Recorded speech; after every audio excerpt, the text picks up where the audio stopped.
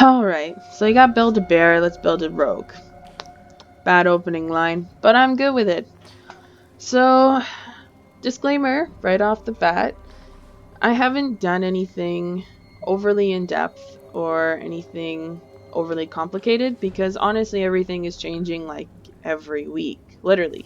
So there's not really a point to waste the time to test something and then a week later I'm gonna have to retest it later on. That doesn't make sense. You feel? Yeah.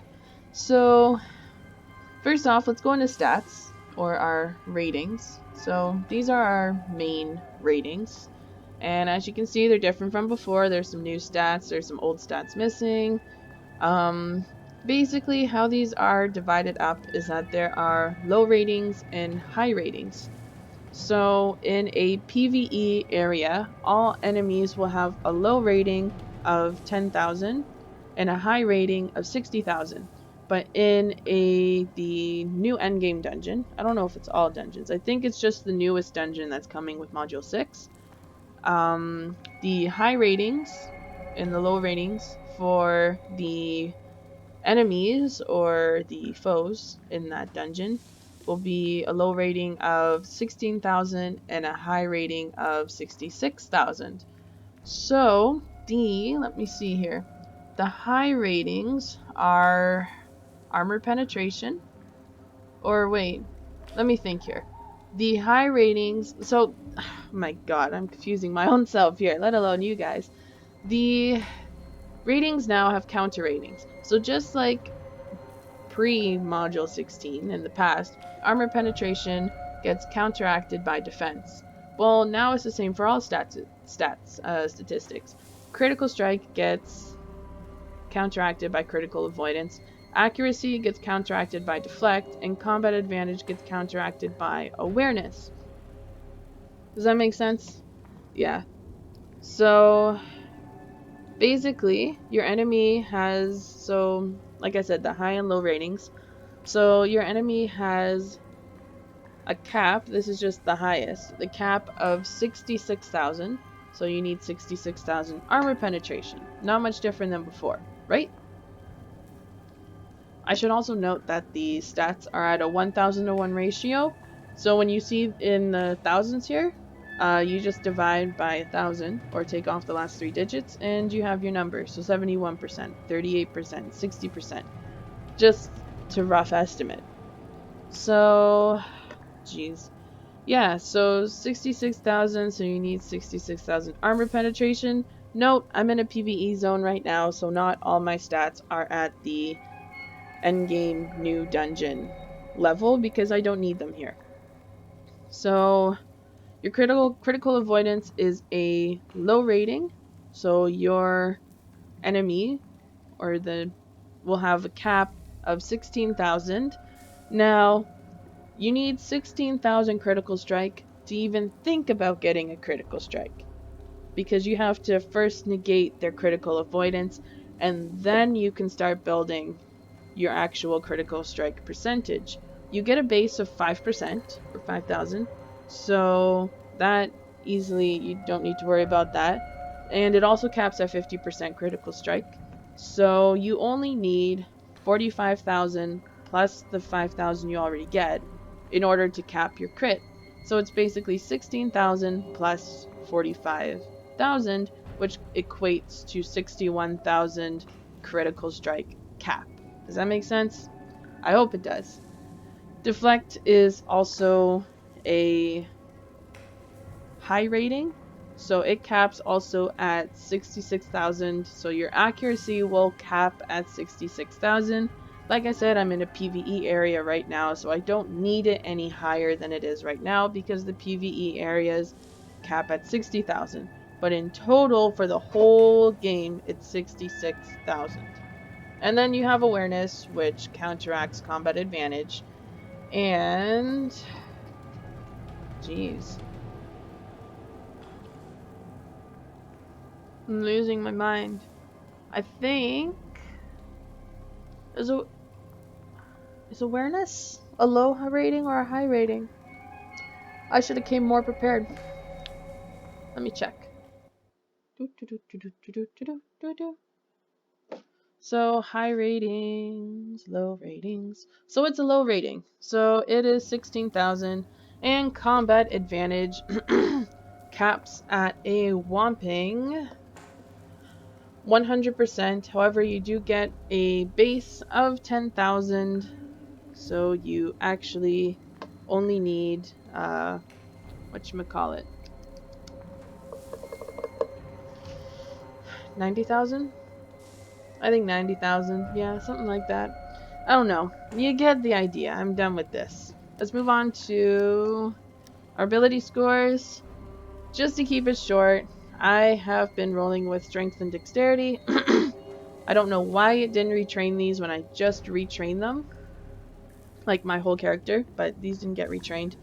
Alternatively, if you wanted to skip out on the critical severity from dexterity, you could use constitution for a higher action point gain, but personally, I really didn't notice a difference. So, that's all I can say. I did a lot of testing with that to see if I can make like a high AP action point gain build. It didn't work out, trust me. So, that's that apparently. Then we got our powers, we got our Whisper Knife and our Assassin, and something to note about our Whisper Knife build, despite it being inferior to our Assassin or Ex-Master Infiltrator Paragon Path, Whisper Knife does unfortunately have our only AoE at will, which is kind of a first for Trickster Rogue, because we haven't really had like an AoE at will before.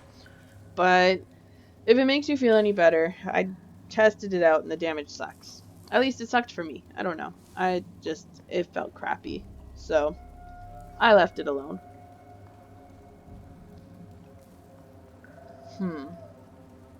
Yeah.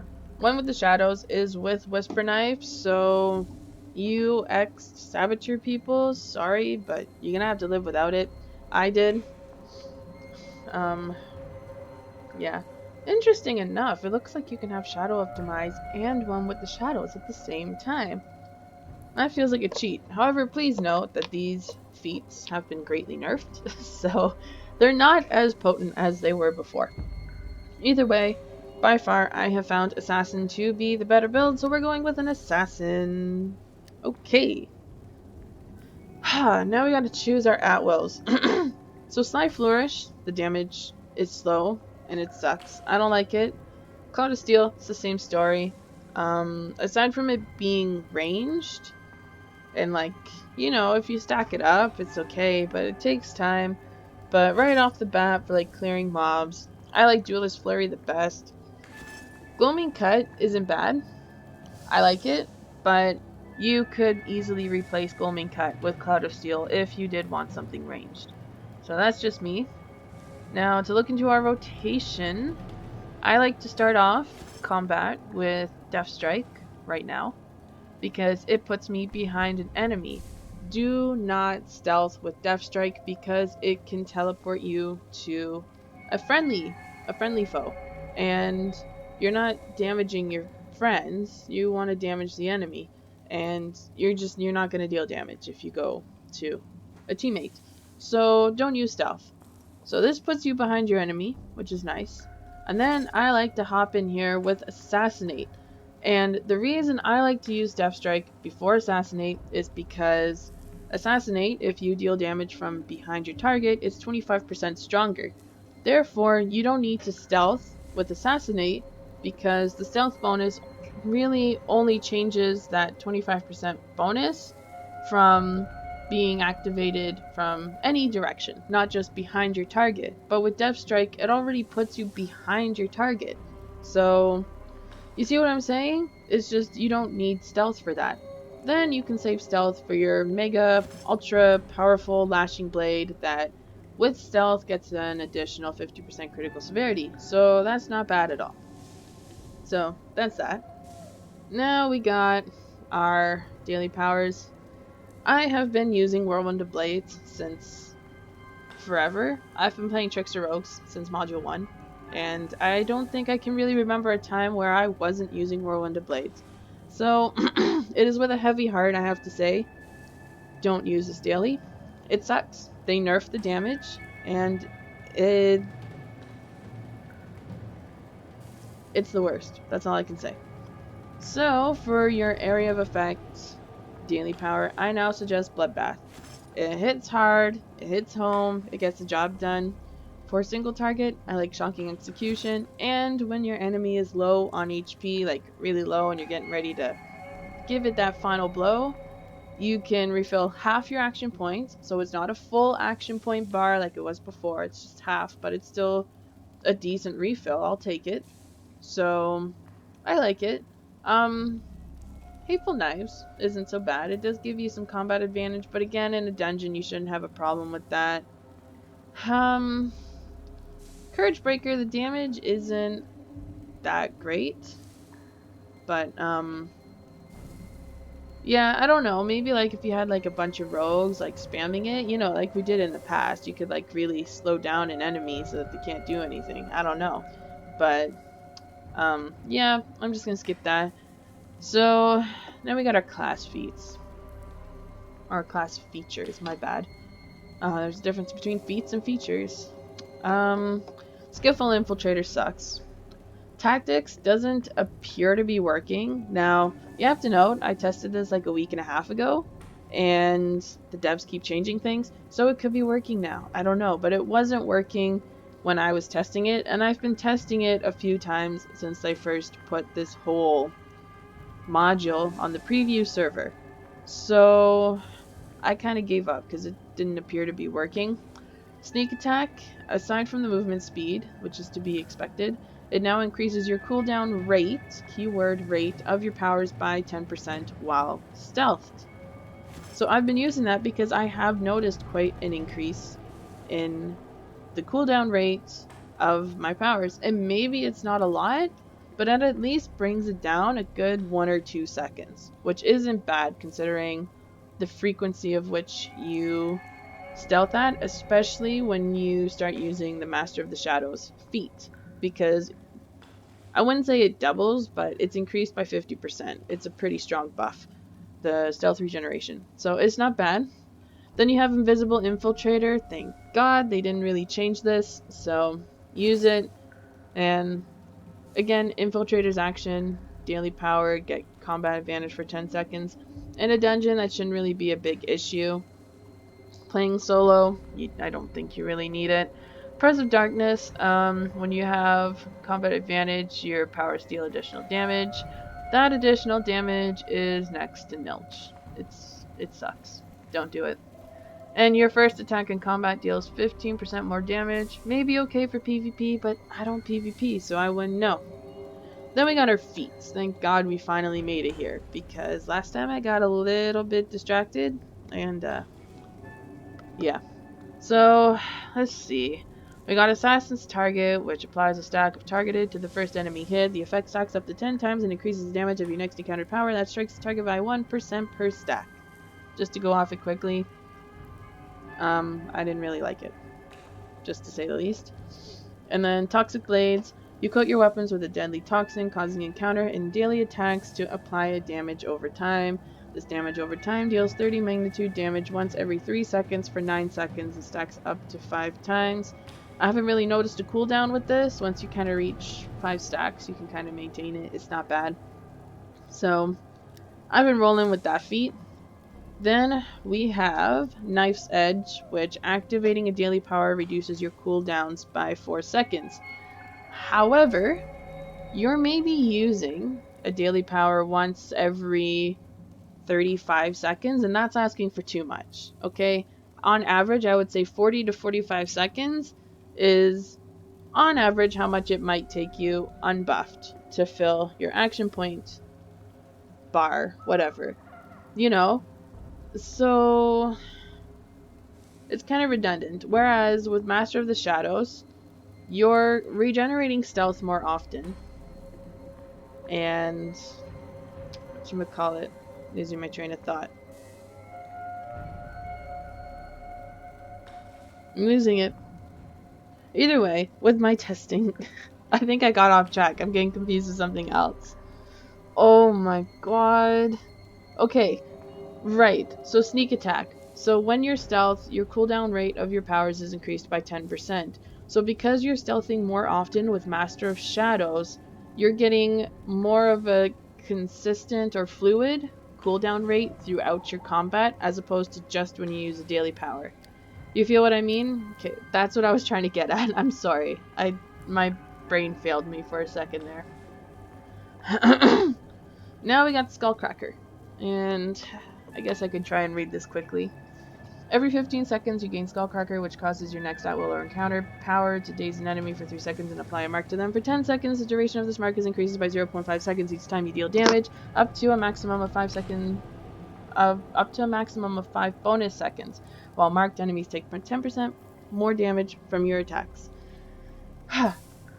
And then you have Duelist's Expertise, which you learn the fighting style of your opponent as the fight continues, gain 0.5% increased damage and deflect a chance for each second that you are in combat, stacking up to 15 times. I'm reading too much. So 0.5 times 15, that is 7.5%. Then, when you reach your 16th stat, or you leave combat, you're granted Master Duelist, and Master Duelist consumes all your stacks and gives you 15% damage and deflect chance for 10 seconds. So I much prefer that over Skullcracker. No offense to Skullcracker, but wasn't feeling it. We have Hastily Sharpened Blades. Your critical chance is increased by a random amount on each attack from 1 to 10%. It's fairly easy to max out your critical chance. So there's really no need for that. That's just totally redundant. So you deal up to 10% more damage based on how few action points you have. Which is actually really good, because, 1 second. Okay, so it's actually really good because your action point bar doesn't fill up too quickly anymore. So it's actually really good to have back alley tactics, even better than before. Then we have Execution. So when an enemy has under 20% life, your attacks have a 10% chance to execute the target, dealing 200 magnitude damage. Okay. So this only applies when your enemy is under 20% health. And you only have a 10% chance. So I'm going to say these last two feats suck hard. That sounded dirty. No. Okay, I'm sorry. But they really do suck. So, you have Shadow's Flurry then, and your attacks have a 5% chance to spawn a shadowy figure that uses the final combo of Duelist's Flurry on the target. So, again, Duelist Flurry is not dealing too much, and it's only a 5% chance, but this is throughout all of combat, whereas this is the last 20%. And you only have a 10% chance. And let's note, it's 200 magnitude damage.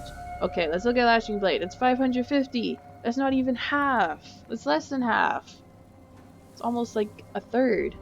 So, I feel like Execution isn't worth it, so I decided to use Shadow's Flurry.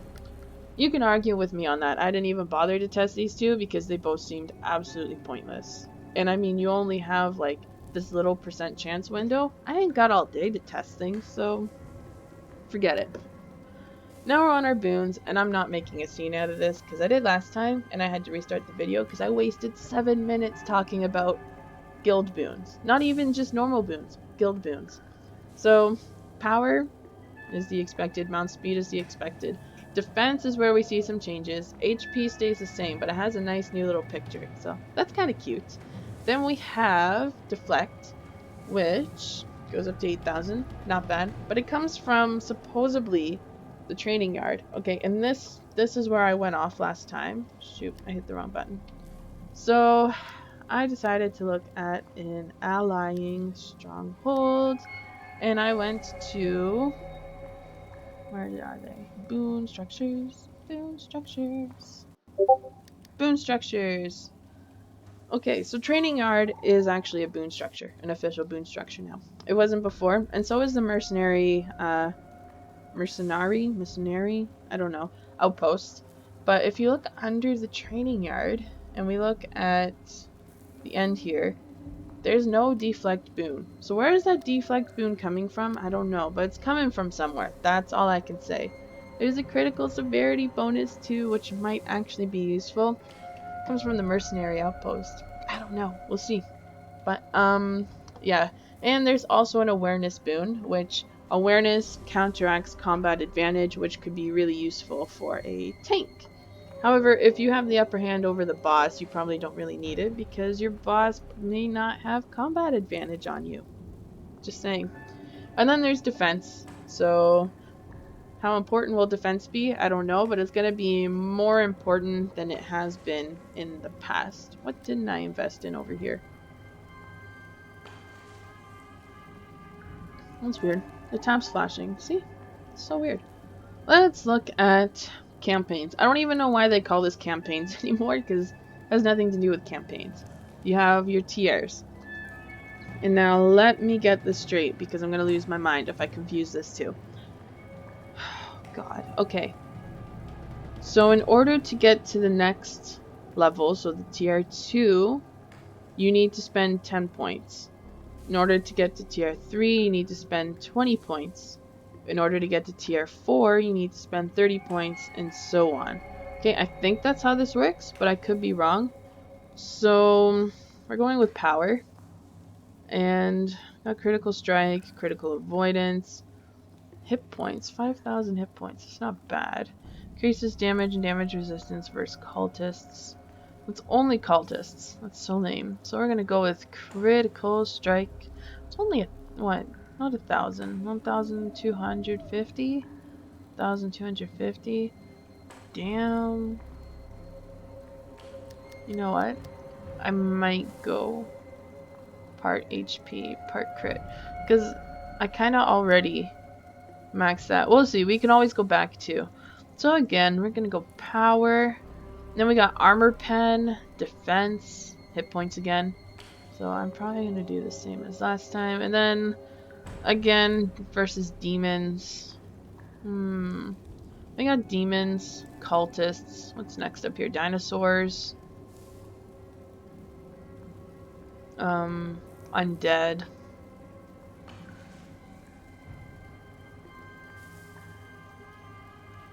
No. They're not so bad. I feel like they changed some of these since the last time I looked at these. How strange. Okay, well, we'll just keep going. I was just thinking, if you get a 5% bonus for each type of enemy, it could then be worth it. Alright, come in, come in. So let's try that. Let's just work with that. Honestly, these are such minor buffs, I'm really not worried about it. So we'll go 5. And then we'll do demons, power, and dinos. What does it give up here? Combat advantage rating. The ratings are so low because the ratings are in like the tens of thousands. A little measly 1,250 ain't gonna change anything. So we'll uppity up that. Then we got against the undead. Now I need to spend 45. Okay. That's cool too. Accuracy. Can we just like, you only live once? Okay, cool. I don't recommend doing that. I mean, distribute it where you need it. If you need the crit, take the crit. If you need the armor pen, take the armor pen. Remember, number 1 stat is accuracy. So if you need the accuracy, get that accuracy. I mean it. So, yeah. Okay. Now we have incoming healing, critical severity. Ooh, that sounds nice. And then how many? Do I still have 18 left? Okay, we'll do critical severity. Action point. Ah! I can only choose 2, I forgot. Okay. Recovery speed, action point gain. 4% action point gain out of a 40-second window, let's say. What's that gonna equate to saving? 1.6 seconds? man, that's not even worth it. I know if you keep stacking 1 second here and 1 second there, but nah. I'm gonna go with the recovery speed, because the more you use your encounters, the more action points you're gaining anyway. Don't follow my logic, you know. The boons are so weak, I really haven't put much thought into them, but I'm actually at this point in my guide where I actually need to start testing and paying attention, so maybe I should have done my guide first and then done this. I still got 10 points to use. The hell? Okay.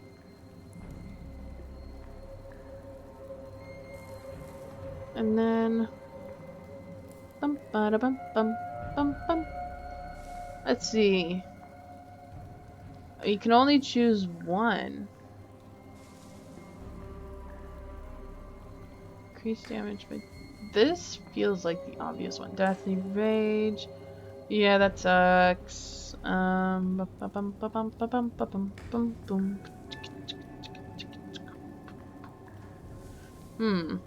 Do an additional attack equal to 120% of your weapon damage plus 10% per ring.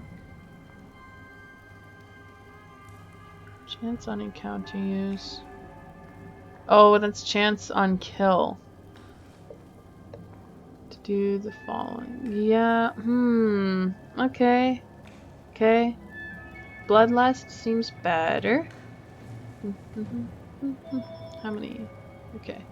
And the phone's ringing. No.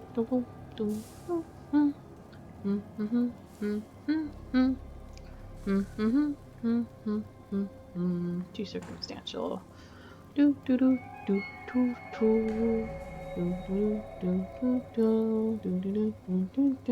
Bloodlust it is! Huzzah! Cool! My god, this video is longer than I wanted it to be. Let's look at companions.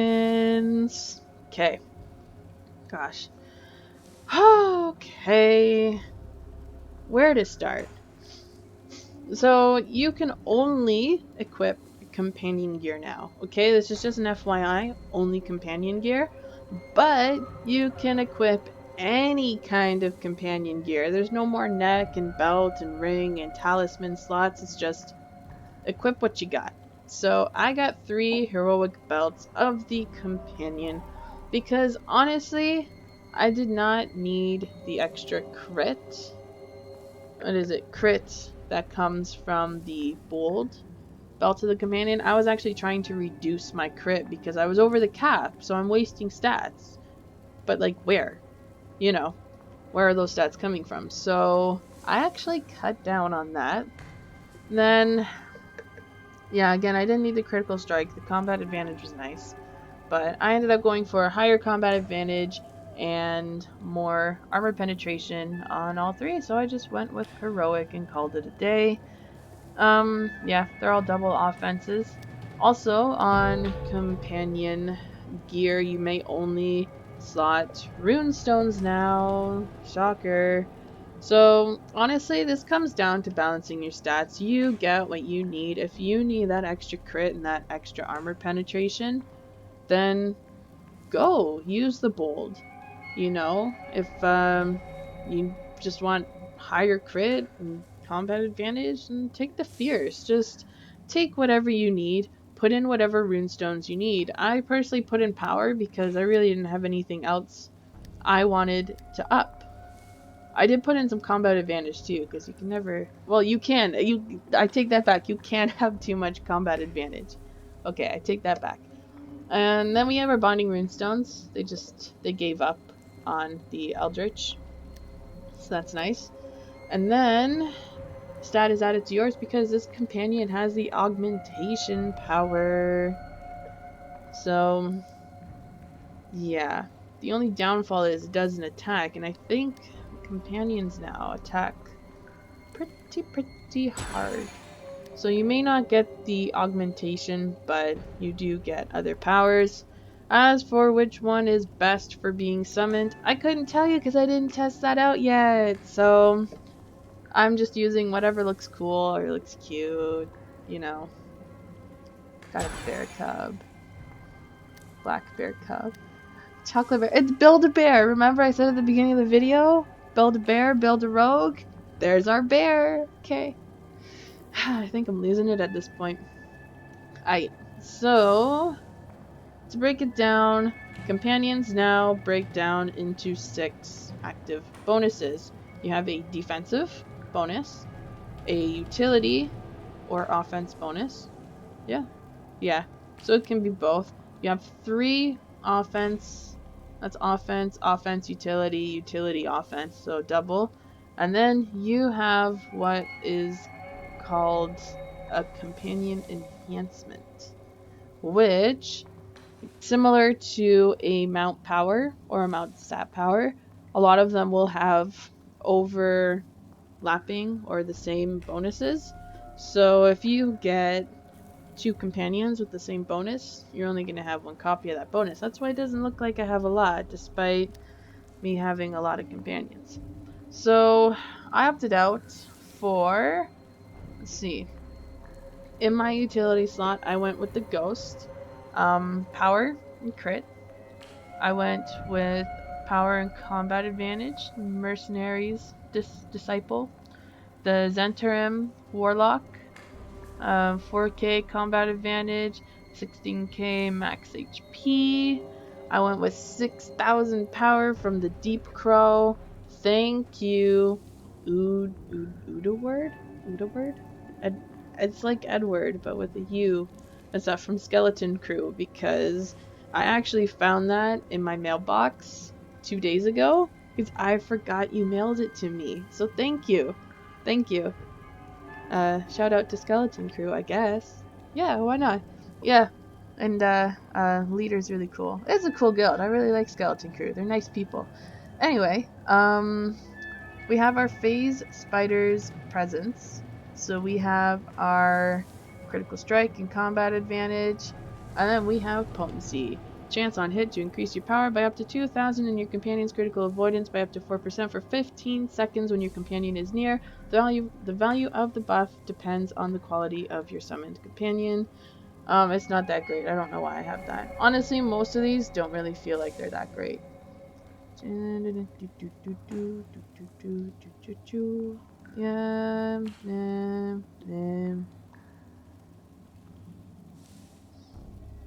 Accuracy isn't that bad. Critical strike, heal you, deflection, critical avoidance, armor penetration. Yeah, okay, most of these kinda suck. I guess that's why they're like an enhancement and not a bonus. Yeah. So, also to note, you have now your bolster boots. Boosts, bolster boots. Your boosts. It's a weird word to say. Darn English. Sounds so funny.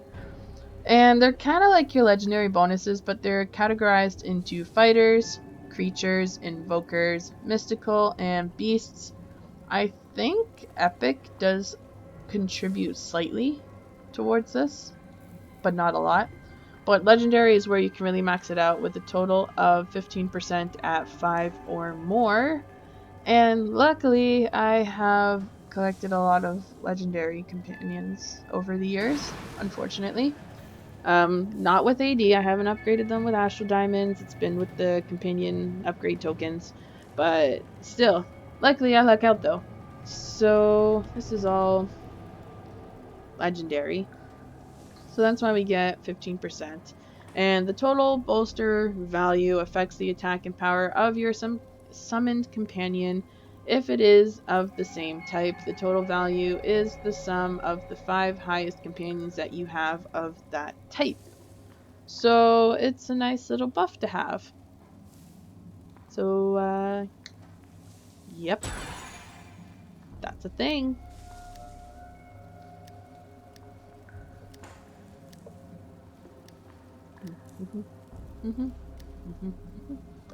Yeah, I don't really know where else to go with that. Mounts. So this whole page is still... Actually, it's not broken. It's just my graphics suck. Because if I select a different one, boom. Got my mount. Pretty little mount here. Um, what's gonna be best in set? I couldn't tell you.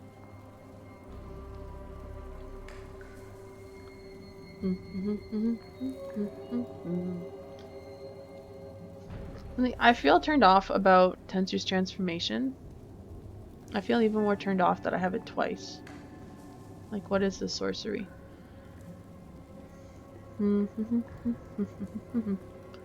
Oh yeah, Swarm. Swarm will probably still be the best one. I actually forgot that existed. Duh. Yeah. It's a nice little buff. I guess Bat Swarm. Bat Swarm or Tensors. Probably Bat Swarm. Tensors is just not really that good. Yeah, definitely Bat Swarm. Bat Swarm would be better.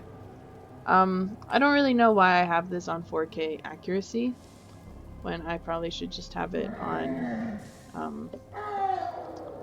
the 2K power 2K, or I could just have it on 4K power, right? I don't even know where power is. List view. So armor pen, power, and then legendary movement. Now, I know the insignias have been a topic of discussion.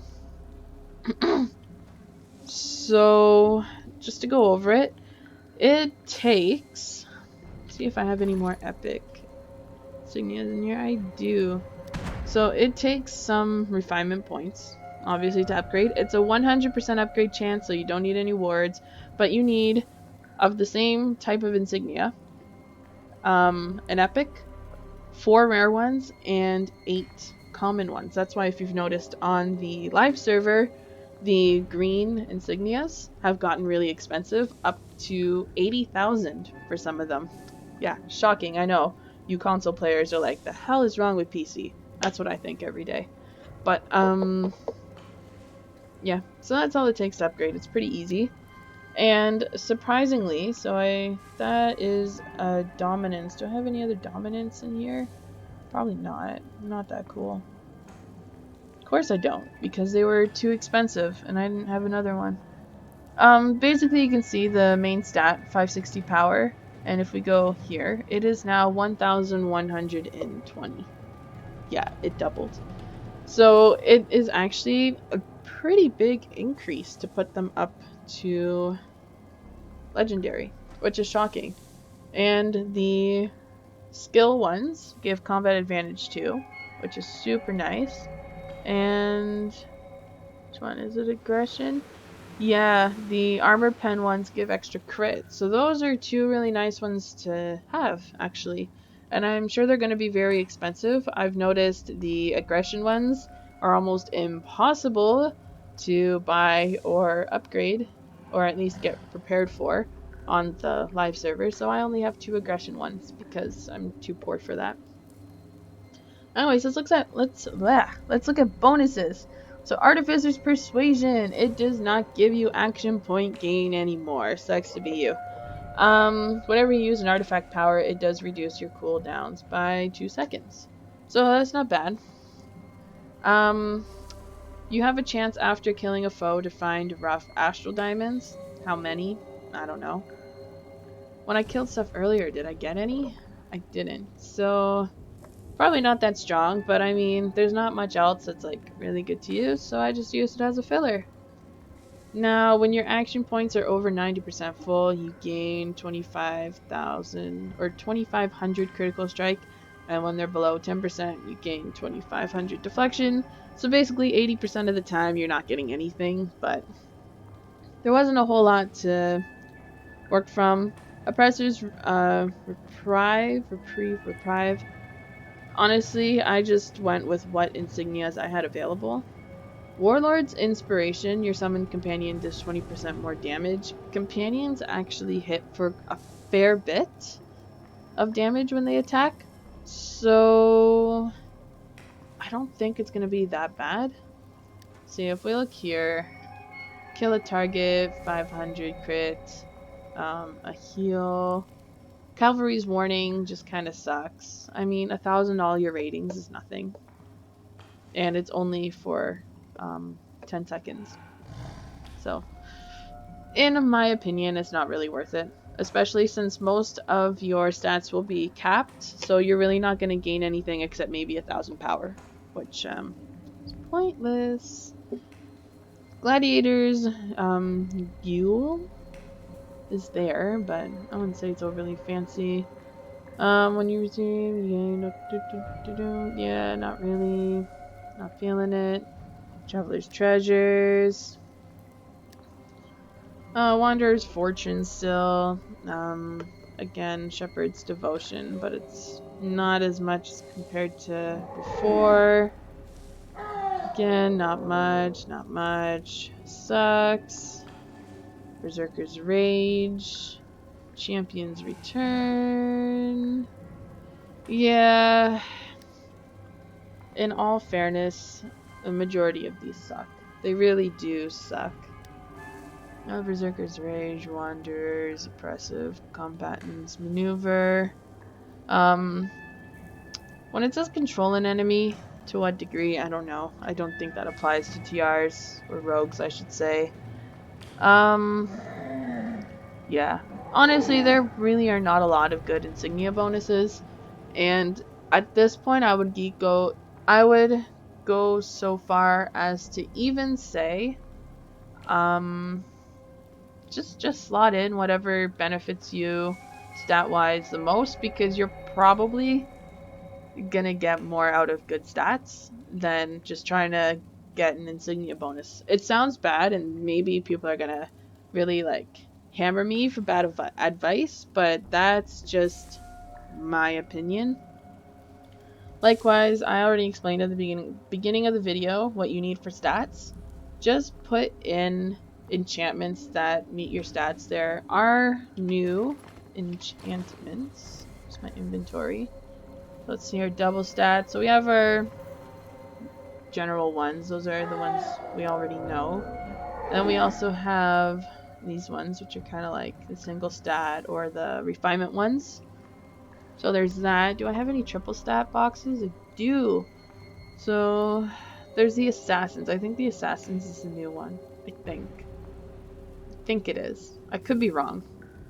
But yeah, and then definitely there's the Empowered, the Recondite, which is the old recovery one, the Arcane that we know, the Profane, that's the Assassins, it's Black Ice. Yeah, you get the idea. I mean, for gear, I'm not even going to go into gear and artifacts because honestly, it's really hard to tell right now on the test server. So that will probably have to wait until the live server hits. The only one that I know of is, I think there's a set of weapons.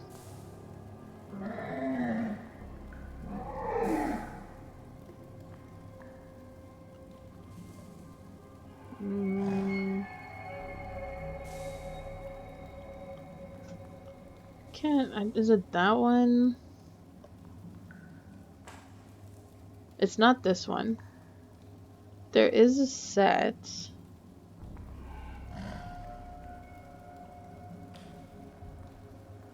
I think it's this one, the Burnished set, that I think a lot of people were saying will probably be the best in slot. Yeah, I think so. I think it's this one, and basically it's the same as the Primal Weapons, but it's just Module 16 version. So, yeah. Ugly weapons. Yeah, so I think that's the only one I know for sure will be best in set, but yeah, that's it. That's all I know for now. So, Set of the Watcher doesn't sound too bad either.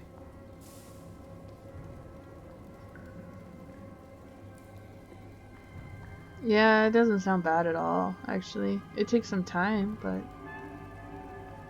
as an alternative. Anyways, I should probably not be thinking to myself while doing a video because no one wants to listen to that. So, yeah, take care, have fun, Yeah, I don't know. While we're here, can we look at mounts? I have a passion for mounts, but I don't know if there's any new mounts. Oh, look at that. The hell is that? Looks like something out of some kind of anime. It's like a choo-choo train. It's Thomas the Train! What's the song for Thomas the Train? I don't remember. Oh god. There's like Percy and James. Oh god, it's Thomas the Train. This one can be James. We'll name him James.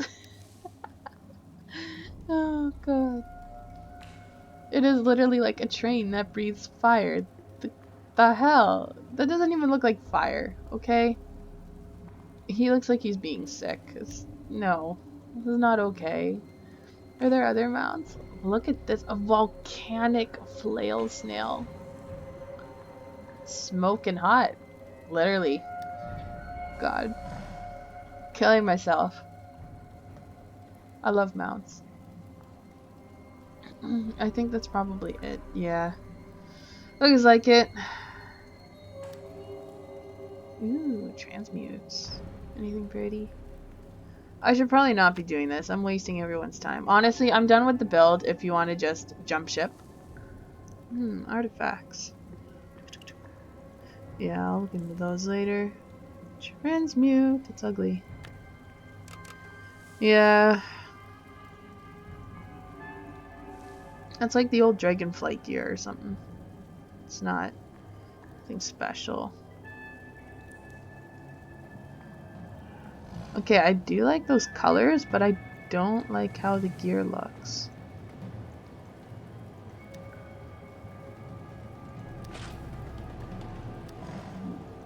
Ugly. Oh wait, it's this that I want. Oh yeah, it's from my old gear. Let's see what other gear there is. That's ugly.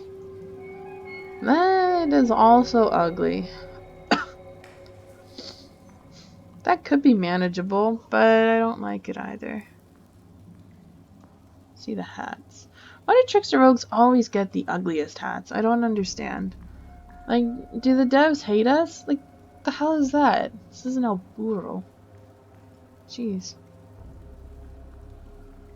Okay. So confirmed, all this gear is super ugly. Oh, that reminds me of an anime. Like, I'm just browsing through here. These are definitely shirts. Way better than what I got on right now. Actually, not that much better.